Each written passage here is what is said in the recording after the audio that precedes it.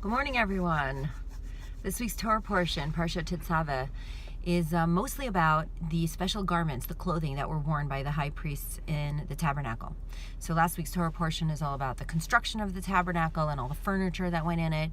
And this week is about these special clothing, which is really very symbolic. There's a lot of spiritual meaning that goes behind all of these clothing and why Aaron specifically wore them and the other priests. But there's something else curious about this Torah portion that I want to focus on, and that is that since the first time we hear about Moses, it is the only Torah portion that does not contain his name.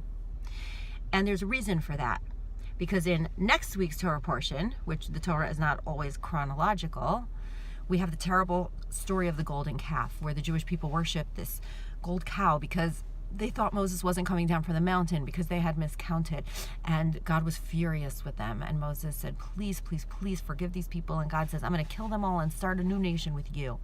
And Moses said, if you do that, erase me from the book that you have written. Mechenina misifrecha asher katavta. Now that was a pretty bold thing for Moshe to say.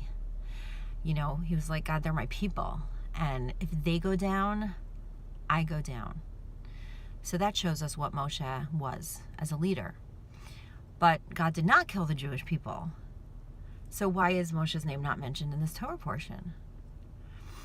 There's a principle in the Torah that the words of a righteous person, a curse, even if conditional, has certain staying power. It's a lesson to all of us, really, about how our words have meaning and power.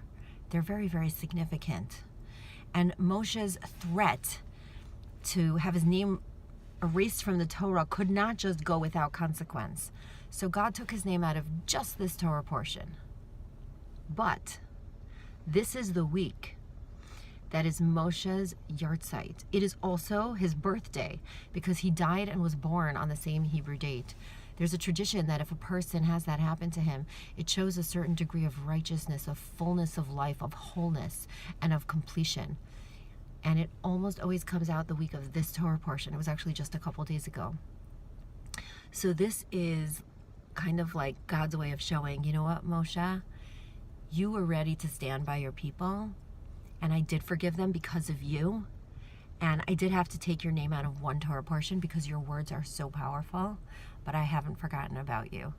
And even though you're not written explicitly in this Torah portion, but this is still going to be your week. This is still going to be your special week because nobody has forgotten about you. What an incredible lesson to us. What does leadership look like? What does loyalty look like? What does it mean to stand by a word? What does it mean to be really conscious of what comes out of our mouth? What does it mean that God notices everything that we do and cares about us deeply and wants to make sure we know we're not forgotten? These are some themes to think about this week. Shabbat Shalom.